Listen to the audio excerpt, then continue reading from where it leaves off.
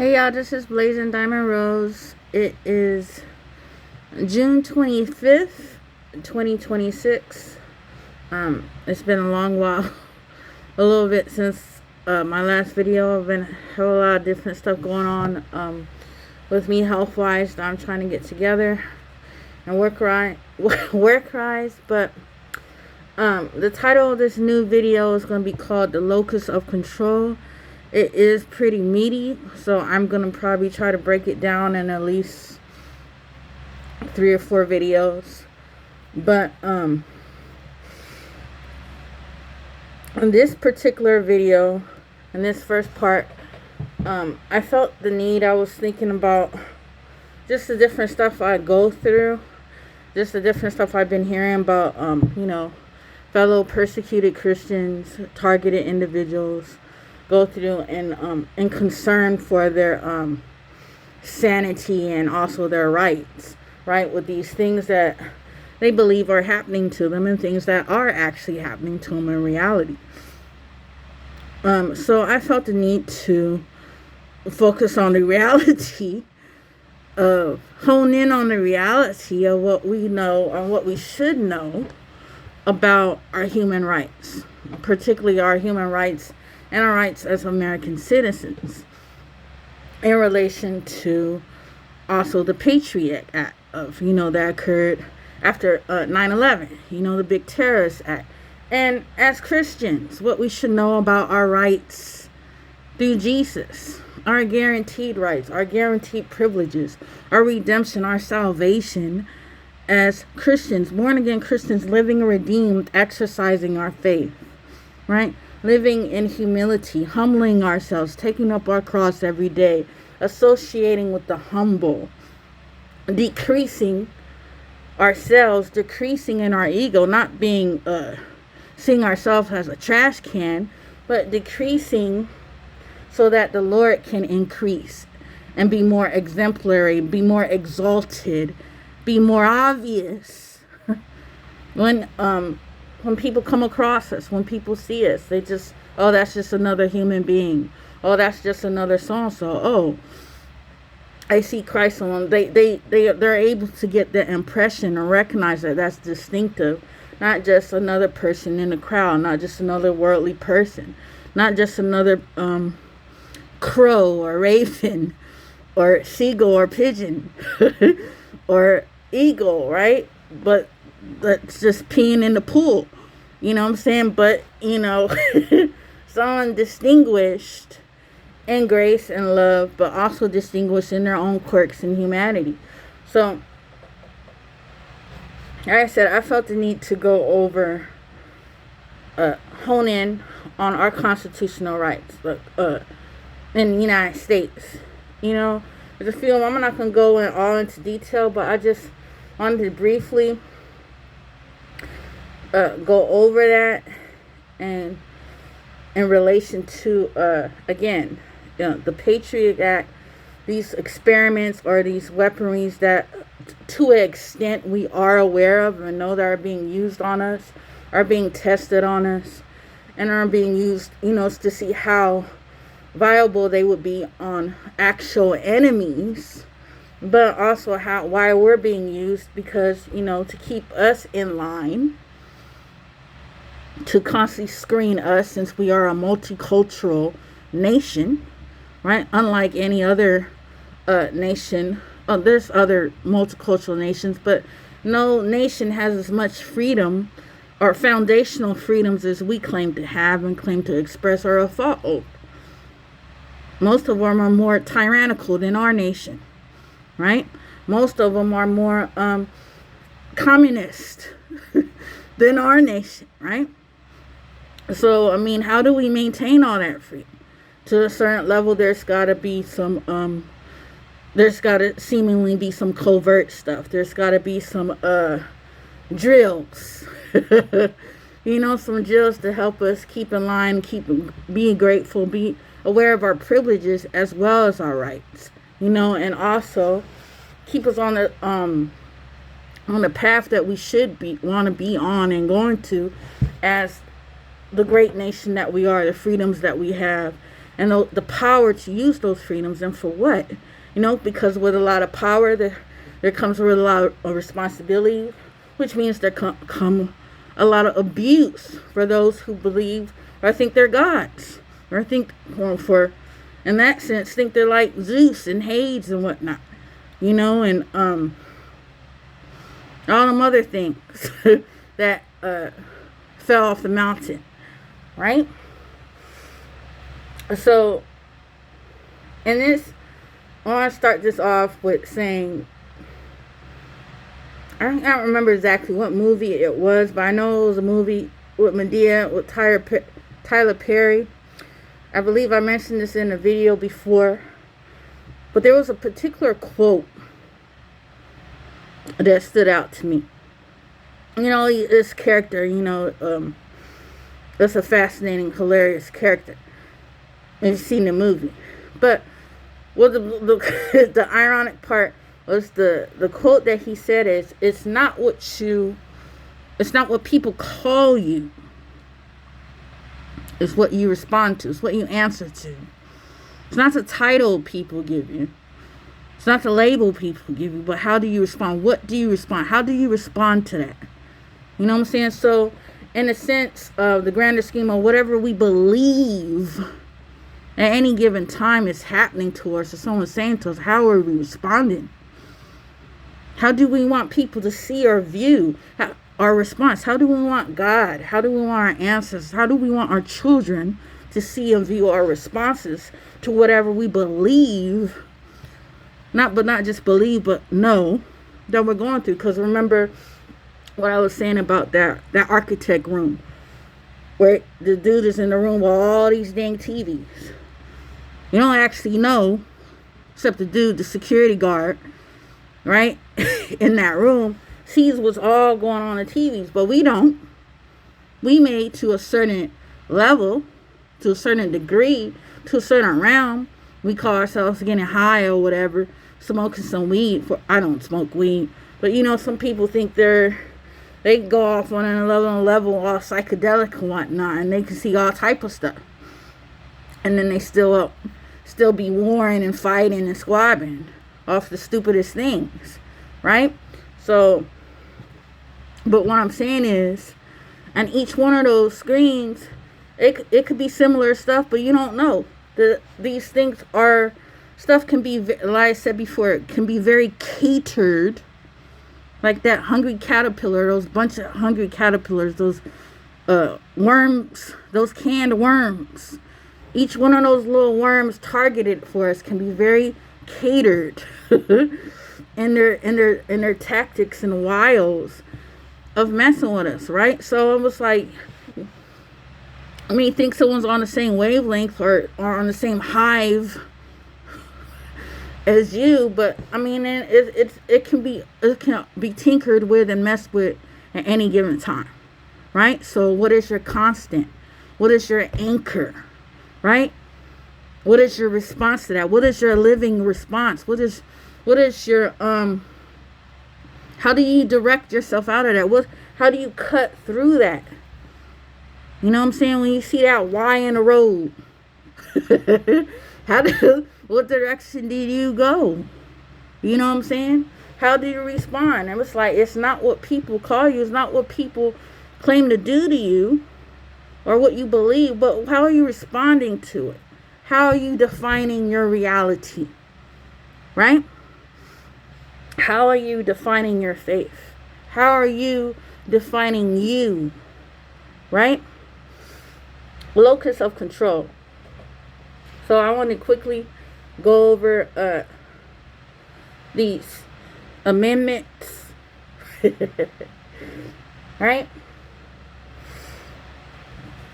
First Amendment, freedom of religion, freedom of speech, freedom of petition and assembly, freedom of separation of church and state, freedom of religion, freedom of speech, freedom of petition and assembly, freedom of separation in church and state. Right? Just think about that. Let this marinate for a minute. And all your things that you believe you're going through, we believe you've heard people go through in their family or whatever. And their little scenarios, the little things that they be saying. Let's think about it. Think about that reality, right? Think about that reality, right? A freedom of that. Have a freedom of religion, freedom of speech, freedom of petition, freedom of separation of church and state, right? We have these freedoms guaranteed, right? Given by our country. And then also to a certain level given by God. You know what I'm saying? Not on the same level, but on a different level, on a higher level, right? But so it goes by, no form of government or business can force any religious worship observance or practice on its citizens or interfere with private religious practice of its citizens. So just think about that when you're at home, when you're in your bathroom, when you're in your living room, in your room, and you feel like you got this or this violation going on in your head. You feel like these things are tinkering with your brain waves or whatever. And just think about that. Are you in violation? Are these so-called things, these things, these phantoms in violation? Just focus on the reality of that. And don't feed into the things that you have no control over. Because that's what you don't have control over. Those things you have control over. Those are your freedoms. Those are your rights. Right? You don't have control of what someone else does. Right? You don't have control over whatever someone else doesn't agree with you on. You have control over what you know, what's known, and what you can define, what you can exercise, right? And what you can prove, self-evident, right? How am I going to define my freedom of religion?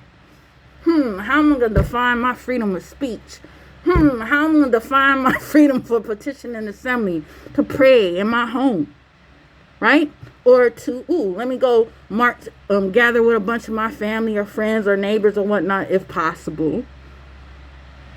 A million man or million woman, million something march up on DC. Now, how I'm going to go about that, right? That I have a right to do that, right? So if I want to do that, let me focus how I can do that in a peaceful, lawful manner, right? Those are things I know I can do. Those are facts, right? How I go about doing that, though. How would I go about doing that if I choose to do that? I want to be productive talking to the air, right? And want to be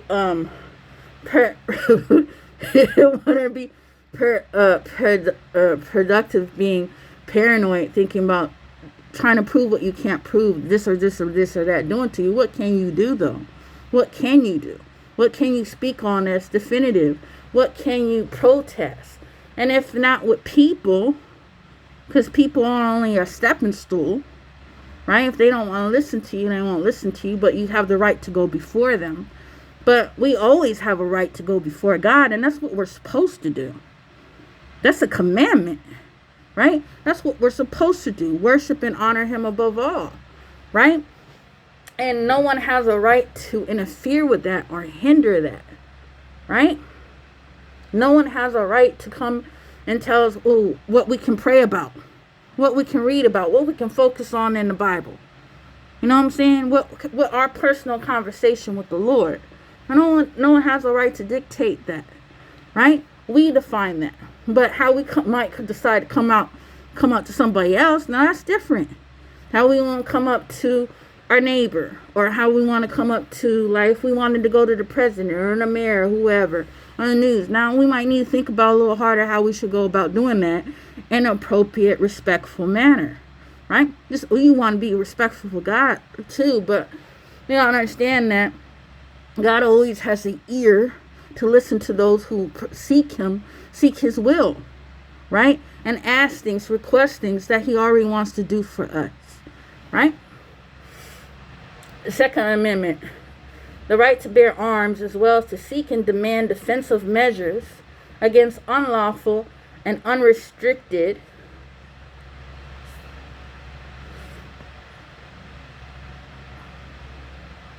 harm, and violence to personal body, family, and residence. The right to bear arms, as well as to seek and demand defensive measures against unlawful and unrestricted harm and violence to personal body, family, and residence. Now, what in the law, in the civil law, what's that talking about? It's talking about weapons, right? The right to have a militia, the right to defend yourself, fight, do some kung fu, right, against someone who may be trying to karate chop you and enter your home or push you while you're trying to walk down the street or wherever everyone tries to push you in a road or something. Like, hold up. You know what I'm saying? You have a right. You know what I'm saying? You have a right to defend yourself. Someone who tries to mess with you or your family, you have a right to defend yourself. You don't have a right to just go and be a bully. You know what I'm saying? That's not actual lawful right. That's not right in the Bible, right? That's not something, but in the sense that you could define that. Now, it doesn't mean some people feel like they need to stock up with weapons or stock up with this and that. But I mean, in actuality, I mean, it'll all depend on who we think we can fight with that. You know what I'm saying? I mean, because the level of weaponry, I mean, we wouldn't win that if it was about physical. If it's merely about physical weapons, carnal strategies, we would never win that. Right? Because somebody can always invent something stronger, more vicious, more violent, more nuclear, more chemicals, more machinery, more whatever, more out this world, more lasers, whatever. There's all different type of weapons. We feel like, as we know, we're just talking about all these weapons where they could kill an ant from outer space. You know what I'm saying? So it's it's like, what will we be fighting for? How do we define how we defend our body? What's more important is how we defending our spirit. How are we defining the spirit that governs our body, right? And so, in the sense that, again, that I will encourage you to seek the Lord on that, seek God on that, seek Him first, seek the kingdom of God first, and how we defend our body by how we govern our spirit. By how we seek to govern our spirit that governs our body, because the body ultimately doesn't profit anything. It's the spirit does. It's the spirit. It's God's particular spirit that gives life, because there's a lot of spirits. There's a lot of spirits trying to take host, right? As we know, right? So it's about how we guide, how we humble, how we lead our spirit with the Lord, how we follow the Lord, right?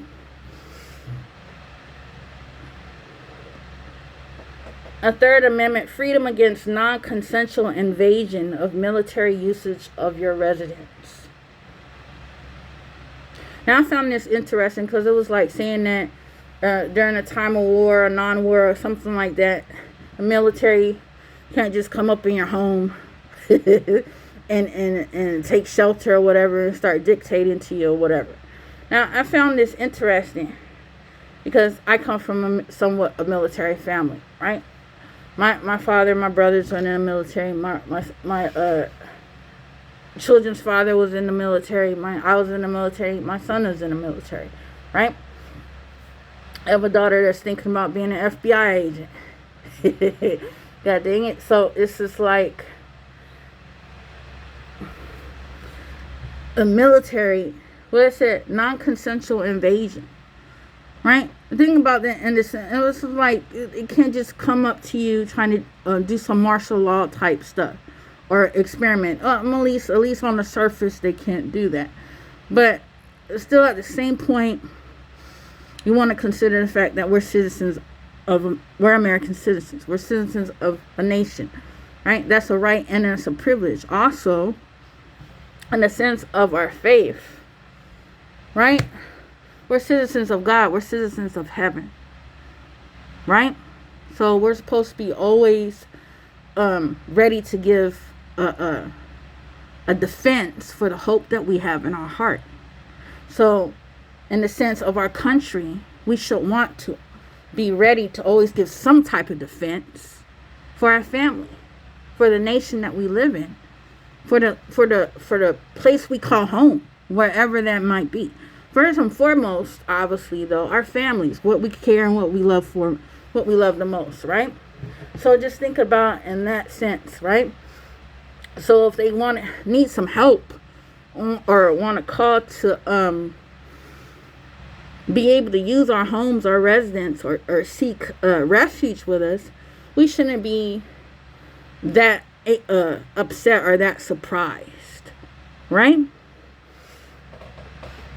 The Fourth Amendment, freedom from unlawful searches and seizures, unlawful searches and seizures, seizures, something like that. God dang. Such as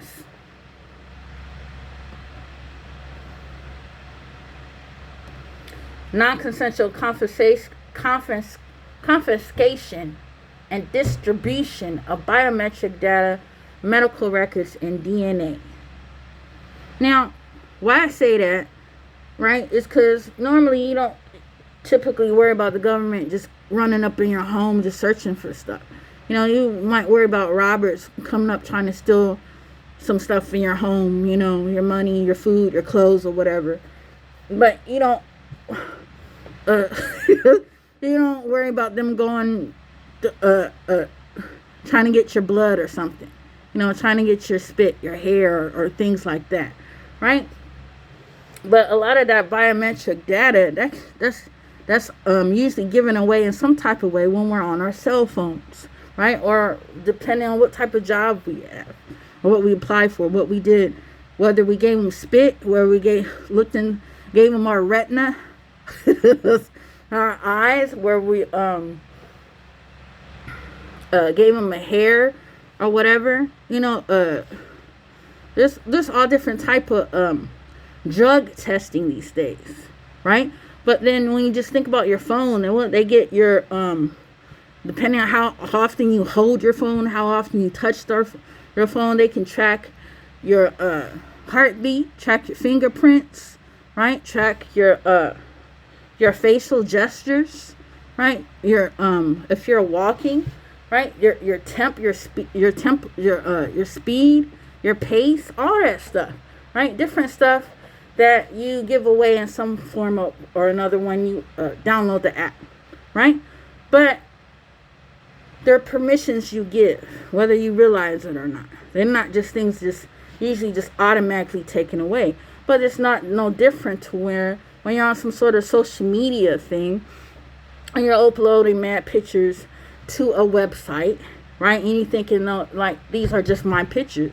They still have a certain access because you're uploading them to someone else's site. It's not a private site. It's an internet, right? It's a site, right? It's a host, right? So you're uploading it to some host site to hold your pictures to where you choose to share it with so and so and so and so, right? But yet they still have access to it. People can still so-called be your friends or your associates or whatever, and download your pictures or copy your pictures and send them here or there or wherever. You give your voice, you speak like I'm speaking now. Someone could try to use my voice on some stuff, right? Swap my head with some other person's body. You know what I'm saying? Stuff that's already known. So, but what's the point of me saying that?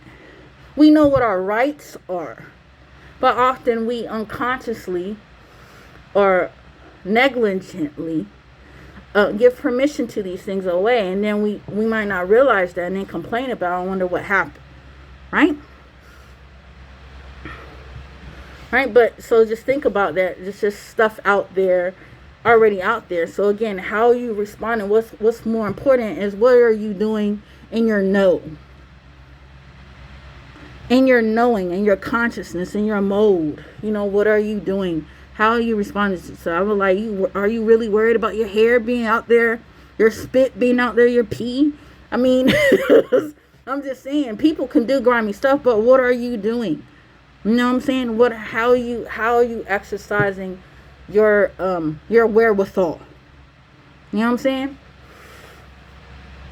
Fifth Amendment, no person shall be deprived of life, liberty, or property without due process of law, or be non-consensually used as a witness against self, right? Through forced speech or extraction speech, through psychological manipulation of drugs, torture, or other means of unconstitutional persuasion. Now, again, right? This is a right we have. Do we know this is our right? Does that mean there weren't any abuses? Right? There weren't any experiments or any brainwashing tortures like Will's talking about MK Ultra stuff, or experiments that that people try to do with these cults, these different religious cults, supposedly religious cults, and they end up being real sexual, predatory organizations, right? And be wondering how are they able to elicit so many followers, right? Out in the open in broad daylight, right? I'm like, these people are willingly, knowingly, seemingly, stupidly being persuaded, being recruited by these people who are obviously nefarious, who are obviously evil, right? There's nothing hidden about them. They know it. It's just that people don't do anything about it until they press a charge against them, until someone complains. Like, for example, I was reading about these people who were claiming they were supposed to be of God, and in some what was it, Utah or Texas or some other crap. There was some big leader, some male dude, who somehow he has some type of charisma, dark charisma at that he got all these thousands of men and women, married couples, to willingly give up their children, over for to be sexual slaves and wives for this man, right? And it's like, how do you knowingly do that? How does that not register? That's completely off, right? Knowingly, like out in the open, and them new, but they the people, the government, their state doesn't do anything about it until someone protested, until someone complained, and some child tried to run away, right? Right? So my point is, it's like, be aware of your rights and how you're exercising your rights, because these things are playing off of you forgetting, or them beguiling out of you forgetting who you are and what you're supposed to be about. Right? Like, if you never exercise your rights, somebody can walk all over you because they think that you just dumbfounded and you don't know what you can do, right? So it's like I said, this stuff was out in the open, but until someone actually tried to run away or charge or did something else, they weren't taken down. They're like, how they managed to accumulate thousands of dollars, thousands of followers, how their organizations get so big and go from state to state. These people are doing these things out in the open. They're not on some underground black net or whatever. What was that called? I forgot what it was called. It's supposed to be some underground market, they try to say, but this stuff is out in the open, right? We didn't know what they're doing, right? But until someone said no, they snap out and register. What the hell? Some child runs away, some child snaps out of it, and snaps out of trance or whatever, or some parent snaps out of trance, or they backfire on each other and they turn on each other, then nothing happens. And it amazes me how some certain groups, I'm like, how does that happen with them? Right? Like, if that was any other ethnicity or race, like, that would even got that far. Like, I'm not trying to be racist, but I'm just saying a lot of these cults, we find out they're white cults, right? They're Caucasian cults. And I'm like, dang, I can't imagine that getting very far if they were African American or Hispanic or Asian, out in the open, just bold, right? I don't understand that. Just trying to recruit the other people's kids and stuff, right? Now they might do that in like Africa or some other parts, and then they end up with civil wars with each other and taking each other out. What I'm talking about is happening in America, god dang it. What we do to ourselves, our own people, right? What we allow in our own country, in our own states, right? How we govern ourselves, how we neighbor ourselves, right? The Sixth Amendment. If unlawfully or lawfully accused of crimes, the right to a speedy and public trial by jury appears. Seventh Amendment, the right of civil or criminal trial by jury shall be preserved. Eighth Amendment, the right to resist and contend against cruel and unusual punishments. Right?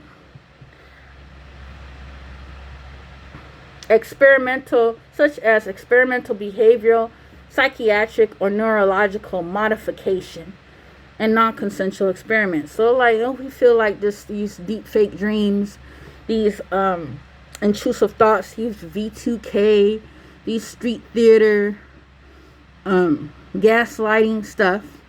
Like, a lot of it is interpretive, right? But because a lot of it's interpretive, a lot of it can be exaggerated as well.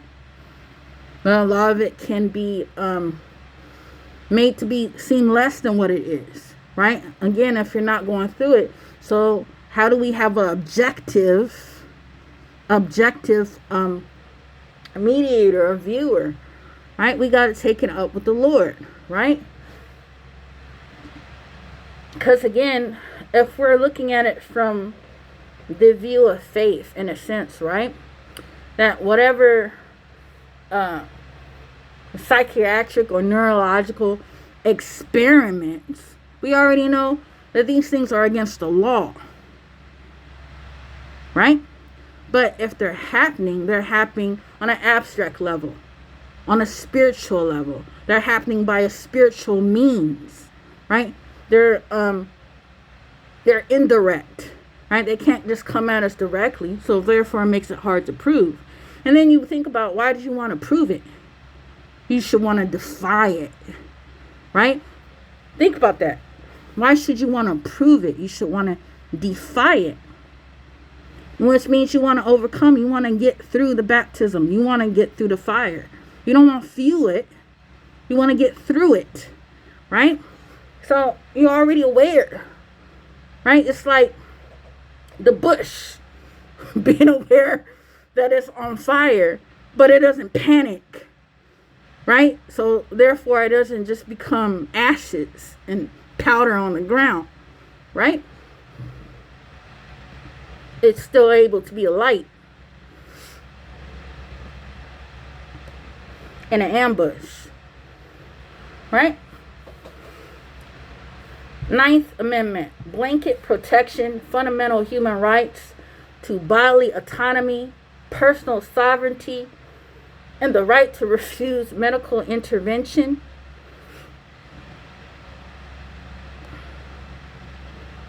Do not have to be explicitly listed in detail in the U.S. Constitution, nor can they be legally denied.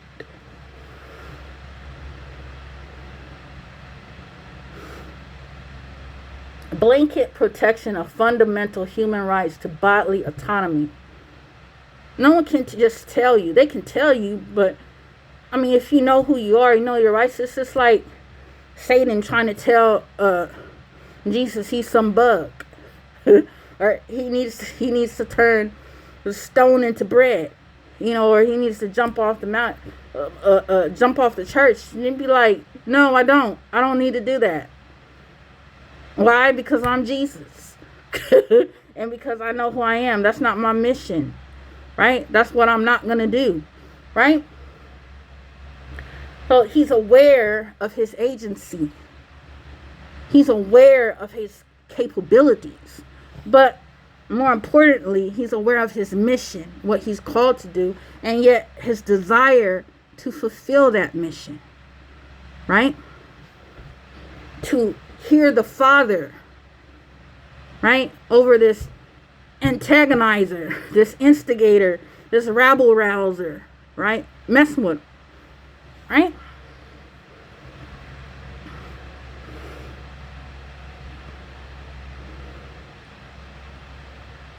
Tenth Amendment. States and individual citizens have the ultimate authority over physical and mental body and welfare. 11th Amendment.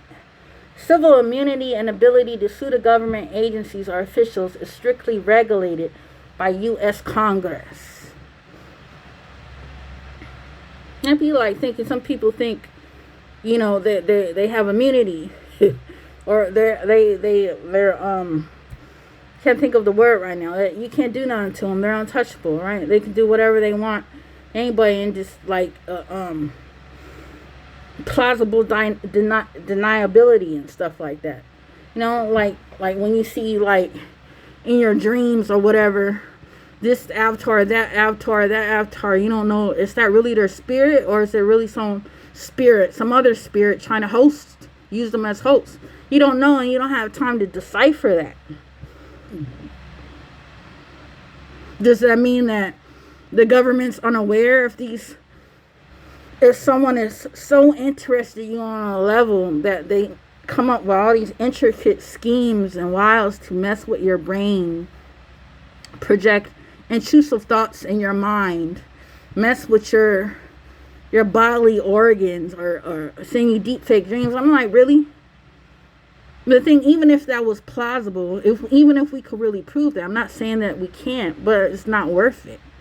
But what I'm saying is, that means it's way bigger. It's not something small. It's not something that can just be worked out in one city. It's beyond, right? It's a spiritual thing. It's a grand thing.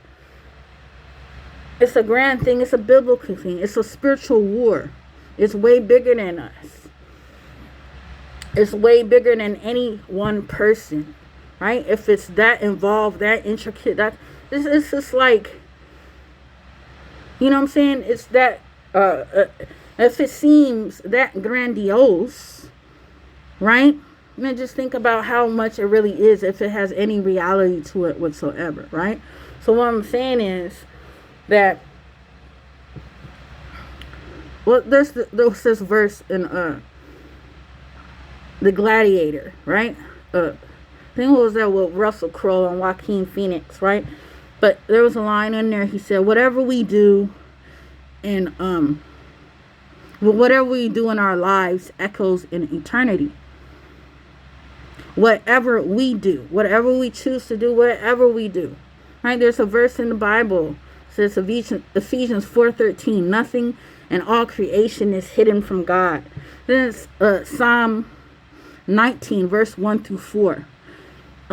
Speech. It goes from one end of the earth to another, and nothing is hidden from his heat. Nothing is hidden from its heat.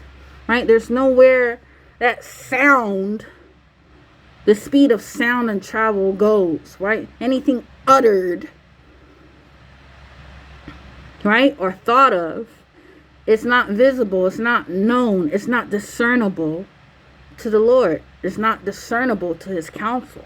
It may not be discernible and knowable to all of us. It may be gibberish. But it's completely discernible to God, right?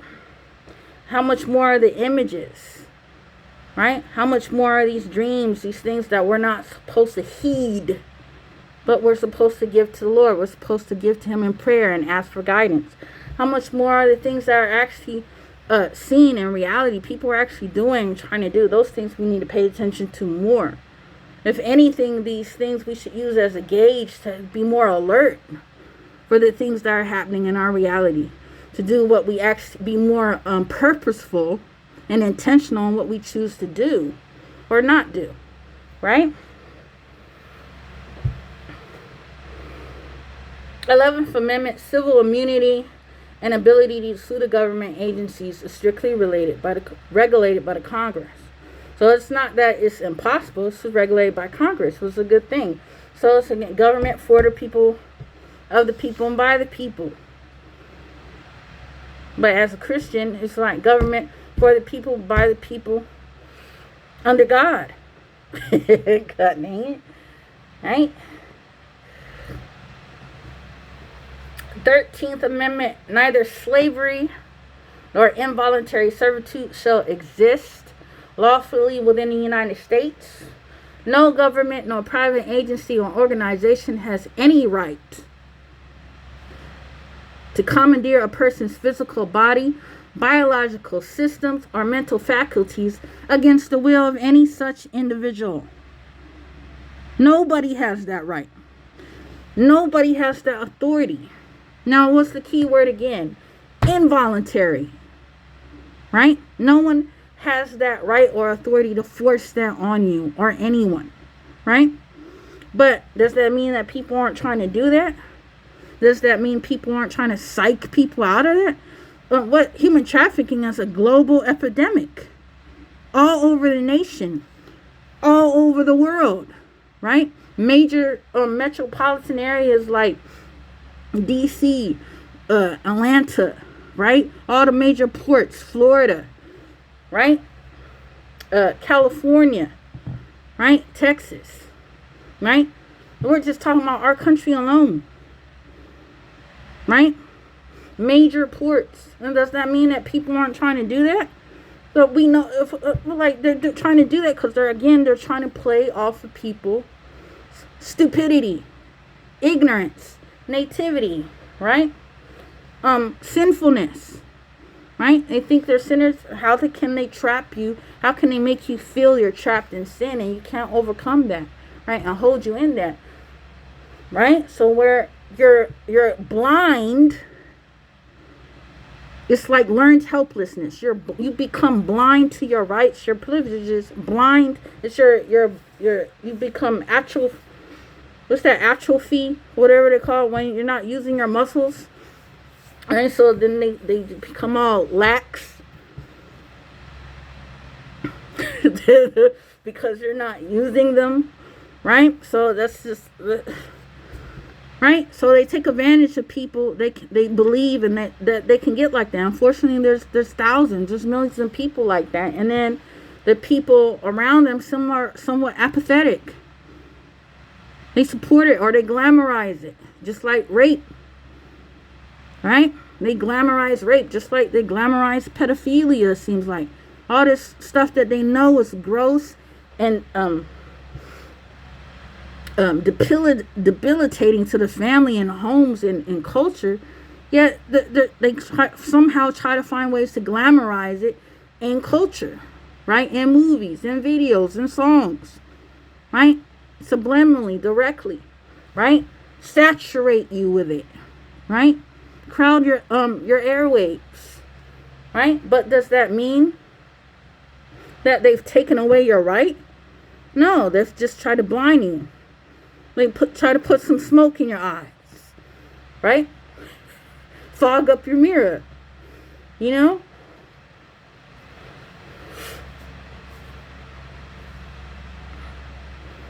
The 14th Amendment, absolute right to freedom of bodily integrity, due process, and equal protection of laws, whether suing an entity or being formally charged. 15th Amendment, the right to vote for all U.S. citizens. 19th Amendment, the specific right for women to vote. Now, those were all the amendments I felt like going over that stood out to me.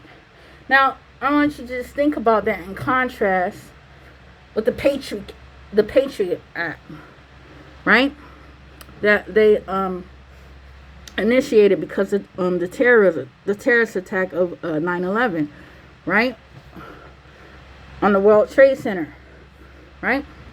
And then think about the MK Ultra CIA experiments that occurred in the 70s.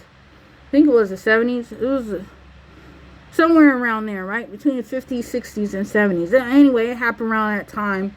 And then they end up disclosing some of their experiments years later in free public information, right?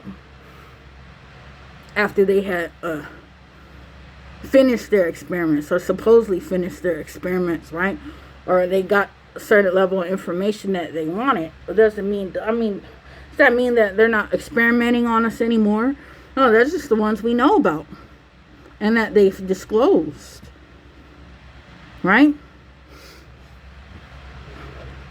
But I just wanted to think about that.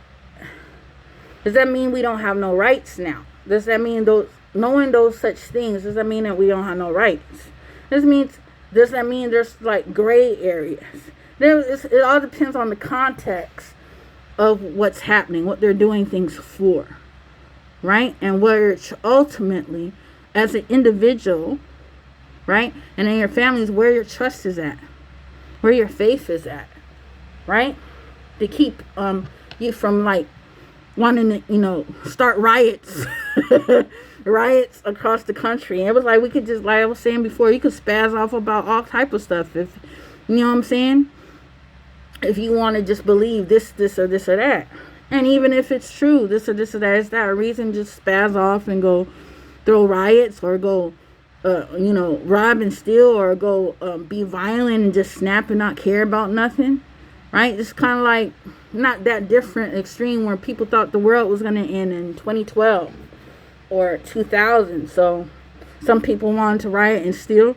Some people wanted to empty all their bank accounts and go try to live on some island or something and just wild out. They didn't want to care about anything anymore because they felt like the world was going to end next year. I mean, where's the logic in that?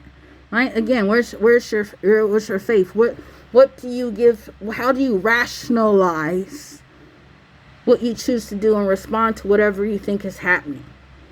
You know what I'm saying? And it's like, so again, as Christians, as citizens, it's like, what do we allow ourselves to go in our panic room for? Right? And in our sense, our panic room would be our inner room. Right? What do we go in our prayer closet for? Right?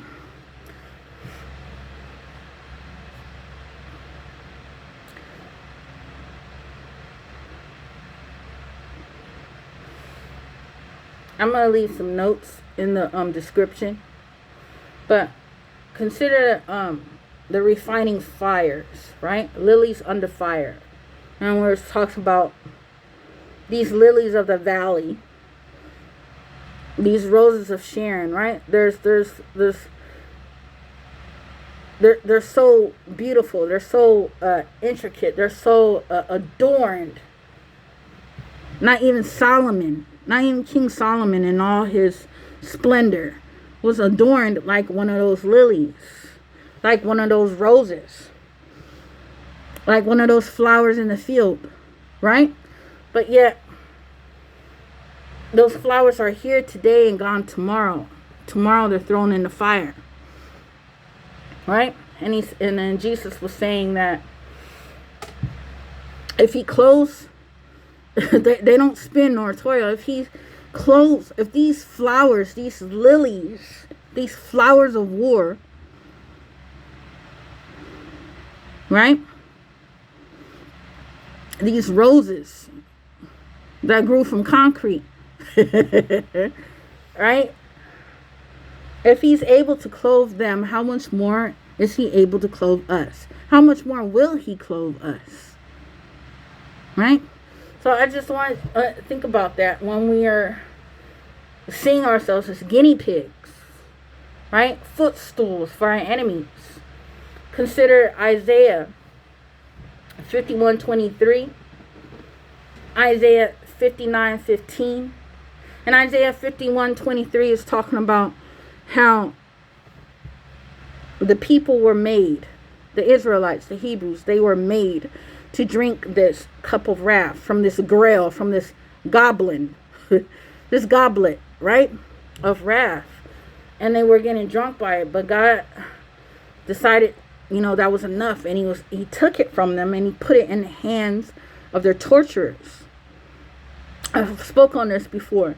He put it in the hands of the torturers, the very same ones that wanted them to all lay down and trample them down, right? he put it in their hands. So like he took it from them and put it in the hands of their torturers. So just think about that. If you're getting drunk repeatedly, just imagine that, the visual of that. You're getting drunk, you and your family members, you and your friends or whatever, constantly getting drunk, and then you have some big uncle or whatever, or grandpa comes along and snatches all the cups out of your hand, right? And puts it in the hand of the people that were supplying you with it, right? Puts it in the hands of your enemies, your haters, and now they're drinking it. Now you can't get drunk no more, right? But in this sense that what I get from this, in the sense of like the guinea pigs, it's like we're still seem like at their even though we're not drunk anymore, we're still being dumbfounded, right? We're still being Bobo the Clown. People are still trying to use us as scapegoats, right? But it's different because now you're more aware. You've woken up. You've been alerted, right, to what's going on. You're aware that, ooh, there's fire around me, right? Ooh, you're aware there's the ocean around you, but yet there's Jesus with the staff, right? It's not Moses anymore. It's Jesus. And that you can walk through the ocean. That ocean has to part, right? Or you can rise up. You can walk over it. Or you can sit down. Or you can just sit back. You don't have to react or respond the same way that you would when you was drunk, right?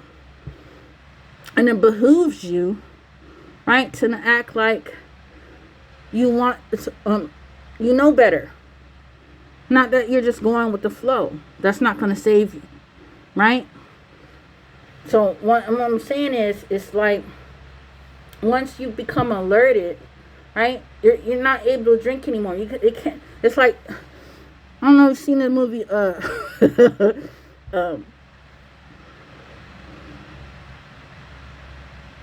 not a good example. It's not the best example, but like this movie with What's Love Got to Do with It, right? With Tina Turner and where she was in an abusive relationship. It didn't start off that way, but somewhere in there it got real abusive. But she was just taking it and taking it and taking it, right? Because she loved her husband, right? And he did love her. He was just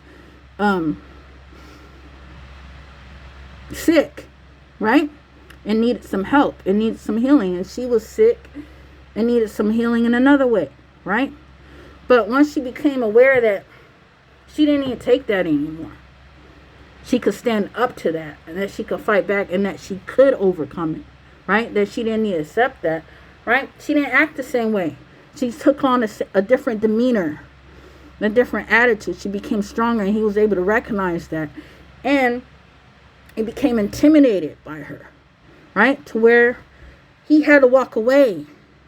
He couldn't continue to contend with her because she became stronger. She took authority over her life. She took authority over her mind. She took authority over her body, right? So he couldn't just walk and trample on her the same way or react on her the same way he did whenever he was upset or not in his right mind. You know what I'm saying? So he couldn't react on her, respond to her some way. And it registered with him, and it actually helped him, how she changed for herself, recovered herself, actually helped him snap into wanting to change himself. Even though they still ended up separating and divorcing and not being together, he ended up, wanting to heal himself eventually, right? So my point is again, it's like how do you respond, right? How are we responding when we're still remaining intact? You may think, oh, I'm supposed to be saved now. I'm supposed to have this perfect life now. So it should be so much better for me. These things should just leave me alone. They should just stop. I'm trying to do this. That doesn't mean they will. They continue, but how are you carrying yourself, right? How are you defining your response? How are you defining how you see yourself, how you see your loved ones, right? How are you defining by what you do? You know what I'm saying? Where is your strength at? Right? Because eventually it doesn't mean that they'll instantly just fall back and go away. But eventually they'll have to. If not by you, they will have to by God. Right? So think about that in Isaiah 59:15, when it says, those who turn away from evil make themselves a prey. Right? They become a prey for people who want to pile up on them. But that's like the worst ambush ever, and they don't even realize it. That's like the worst ball of Velcro or snowball or avalanche or whatever, and they don't realize this thing that they piling up on that's seemingly just so gentle, just such a gentle, easy yoke, right? And it's trying to resist them. They know it's trying to resist them. That it's not fighting back. This thing with it that they trying to kick while it's down, right? Or trying to bully here and there. Eventually, it's gonna light up on them, right? And it's gonna light up with all of heaven, right? So just think about that when you think that you're just some ball that this stuff is piling up on. And think about that really in the grand scheme of things. Our whole nation, our whole kingdom, our people, our families, right? And these things try to crowd in on us, like it says in Revelation 16:16, when the demons will try to gather all the world's armies, to crowd in on you, implode on you, linger around you. So they waiting to make their move. They just hoping that they can just push you over. They here, there, and everywhere. Front, side, trying to be on top, trying to be under, in between. I'm like, the heck? They're like roaches, right? I'm like, the heck? But, they're in for a major upset, right? So that's why it says in Matthew 5:44 and 45 to pray for our enemies, right? Pray for our enemies, seek the best for them as we would seek for ourselves. Because again, they're ultimately hosts. They're not physical people, they're hosts. And so you're praying for the host to be healed so that the demon or the wicked spirits within them can exit, can leave. And they won't have no home. They won't have nothing to try to take root in. And because in actuality, they can't take root anyway. They're impotent. Right? So it's kind of like, again, they need a host. They need these beings to try to implant their imagination. Something to propagate them. Something to imagine them. Idolize them. Make them bigger than what they are. Something to blow them up. Give a whole bunch of hoopla about them. Right? That's the only way they can take root. And it still isn't a root. In actuality. Right? It's a figment. Right? That can't blossom. Right? It's been cursed. Right? So I'm going to tie this up right about here. And then I'm going to finish it. I'm going to continue on in a part 2. Right? So in part 2... I'm going to go on and go over that Piper. I believe I went over this before, but there was a particular verse that I came upon in Matthew 11:16-20, where the people, Jesus was coming at these people, where he said they were coming at him like children on the street, right? Naive, ignorant children who were playing the flute. They were trying to get Jesus and John to dance for them, right? Or mourn with them or do something. And Jesus and John would neither dance, wouldn't dance for them, right? They wouldn't mourn with them. Think about that in the sense of, again, these Pied Pipers, these instigators, these rabble rousers, right? These amphitheaters, these frogs. Right? These Budweiser frogs, right? They try to use to get people to go jump in the lake, You know what I'm saying? Go jump off a bridge. Go get people to be Mauritian candidates and whatnot. Right? To be to just be reckless, right? To be beast of no nation, right? To be harlots, right? To be assassins, right?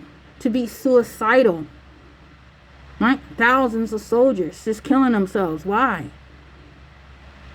You know what I'm saying? What's making them feel so depressed and down?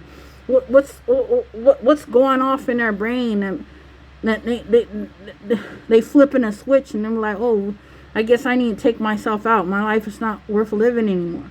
What stuff is talking to them? Is getting through to them? Is messing with their brain frequencies?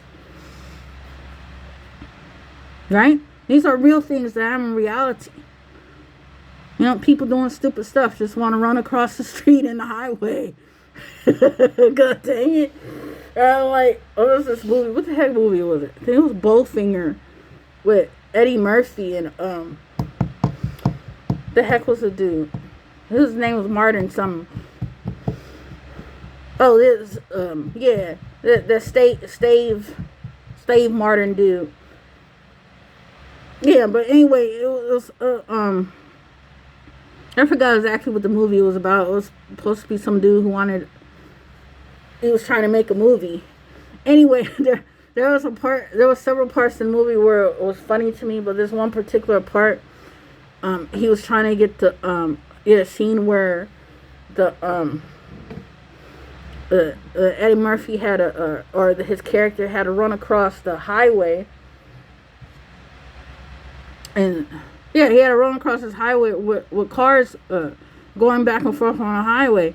And I'm like, what the hell? And that just made me think of some crazy stuff I've seen over the years where people, this is crazy stuff. If I had literally kept a documentary of every single event of my life, I'd be like, man, you'd be thinking your life pretty boring. I'd be like, we'd be going through some weird, wild crap. They'd be like, damn, man, did I get that on film?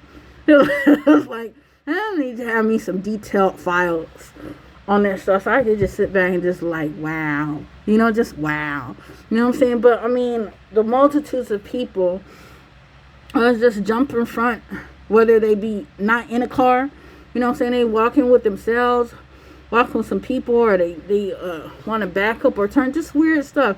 Now, it's just like, again, I found that ironic and sad and funny, but yet not sad and funny because, you know, there's actually other people who know exactly what I'm talking about. I was reading. I was like, dang. Sometimes you want to be wrong. You know what I'm saying? Like, no, I had to imagine that. Maybe I didn't think about that right. I didn't see that right. Something was off about it until you read or see or you look in the forums or in the comments and be saying so and so brings up something they went through or some incident and be like, oh, damn. Yeah, I know exactly what they're talking about. They didn't just make that up. That's not a stretch. I'm like, oh, right? But, yeah, so what I'm talking about is in the next one we're going to talk about the Pied Piper and the bandwagon and how Jesus and John, who were equally yoked, responded to that, right? They didn't fall for that, right? And the plague of locusts, the rise of the Gideons for Armageddon, right? So that's going to be part 2. And then I'll follow that up with the chosen 144,000 versus the unfathomable who overcome the tribulations that it talks about in Revelations 7:9 to 17, Matthew 19:9 to 15, and Matthew 19:17 and 30, right? You know, the chosen are this. I just think about that, and what it said. I was looking at the chosen 144,000. Says there's supposed to be like 8.3 billion people in the world population. Well, they said that's only what, 0.0018%. What they said that's like only one person out of 55,000, right? In a city of 1 million, that will only be 18 people, right? But you'd be thinking, I'm gonna go into detail about that. That's a significant and very pivotal group of people that are chosen, right? But that's not all the people that's gonna be left in the world, right? That's not all that's going to be left of God's remnant, right? They have a very specific calling. So I'm going to go into that in my next videos, on what it's talking about in Revelation 7:9, that unfathomable, right? Unprecedented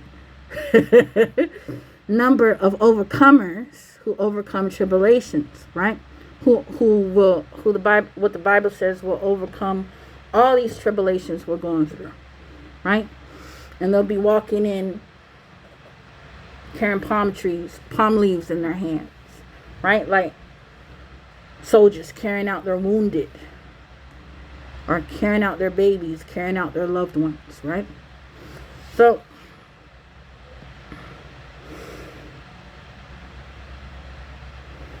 I hope that was a benefit to you, slightly a reminder. Again, my point of that was reminding us, knowing our rights, knowing what our foundation is, knowing what we're supposed to be framed and built on, knowing what our organs, our heart, right, our spirit is supposed to be about, keeping that in reference, right, to these things that come against us, to these things that we can even dare to imagine or even expand on, that's being thrown our way, right? And again, I encourage you to define yourself, exercise what you love. God bless.